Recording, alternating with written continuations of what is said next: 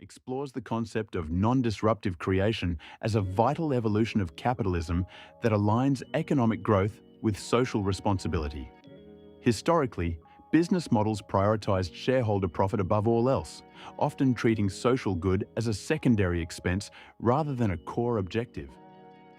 However, the emergence of the Fourth Industrial Revolution and advanced AI threatens to displace millions of workers, making traditional disruptive innovation increasingly costly to the social fabric. The authors argue that a shift toward creating new markets without destroying existing ones.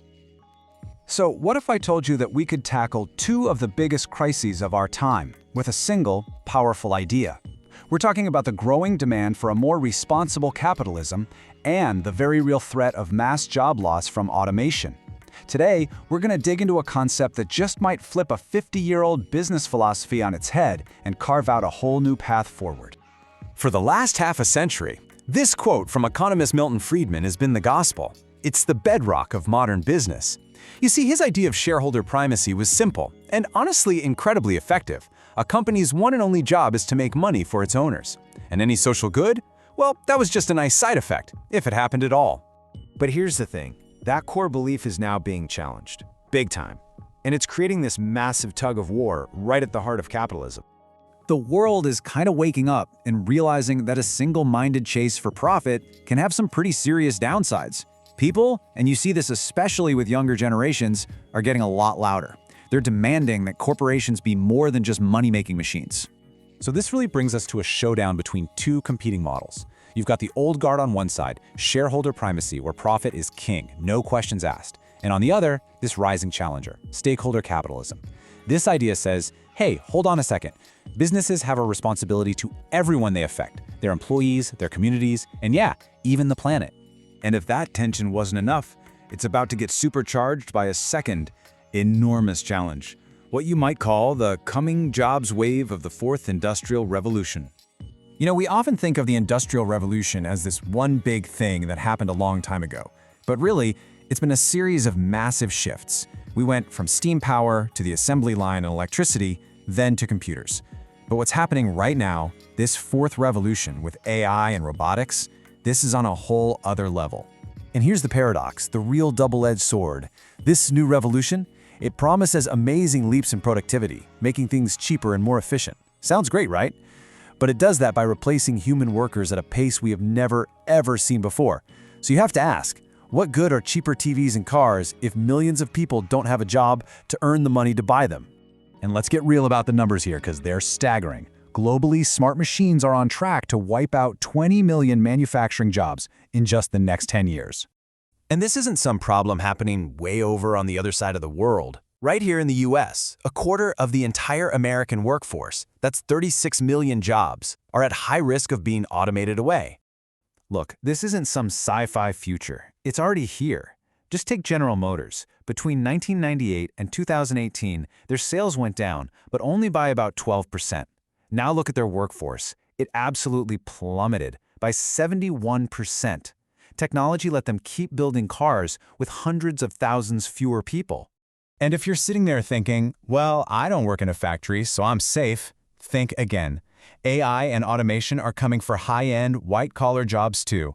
We're talking algorithms that can beat Wall Street traders, AI that writes news articles, and even bots that can spot cancer in medical scans more accurately than a trained radiologist. Seriously, nobody is immune. Okay, so we've laid out two massive, kind of scary problems. A crisis in how we think about capitalism and a crisis in the future of work. But what if there's a different path, a non-disruptive path that could actually help solve both? This is the question that connects everything. If our existing industries are designed to become more efficient by shedding jobs, we can't just keep looking to them for new ones. We have to ask the most important question of all, where on earth will the new jobs come from? And the answer might be in this idea called non-disruptive creation. That sounds a little academic, but it's actually pretty simple. Instead of fighting over the same old piece of the pie, it's about baking a whole new pie. It's about building something new without having to tear something else down first. So let's compare these two ideas. We're all super familiar with disruptive creation, right?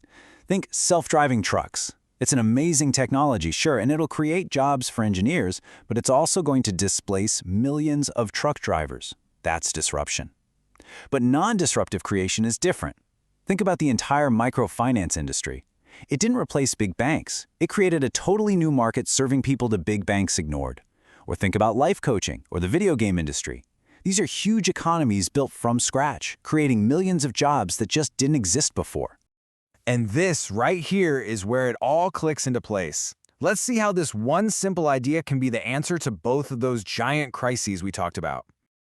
Okay, check this out. First, you've got stakeholder capitalism. The big challenge there is figuring out how to grow in a socially responsible way. While non-disruptive creation is the answer. It delivers growth without the painful social cost of firing a bunch of people. Then, look at the second challenge, the fourth industrial revolution and its urgent need for new jobs. What's the non-disruptive solution? It generates brand new jobs without destroying old ones. You see, it's one strategy that hits both problems head-on. So, what does this all mean for us? It means the future isn't something that's just going to happen to us. It's something we have to build. This isn't just about economics. It's about the choices we're all going to make. If there's one thing you take away from this, let it be this. Technology is not destiny. The future is not set in stone. How many jobs are created versus how many are destroyed, that all comes down to the decisions we make and the kinds of innovation we choose to fund and pursue. And we have to get this right, because the stakes just couldn't be higher. This quote says it all, really. Growth without job creation is costly and perilous for any society.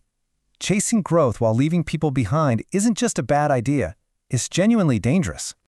So we're left with this big question. We're standing at a massive crossroads, with these two huge forces of change bearing down on us. We have the ideas, we have the tools to build a better future, but it's not guaranteed. The future of work is ours to create. So the question for all of us is, what kind of future are we going to choose?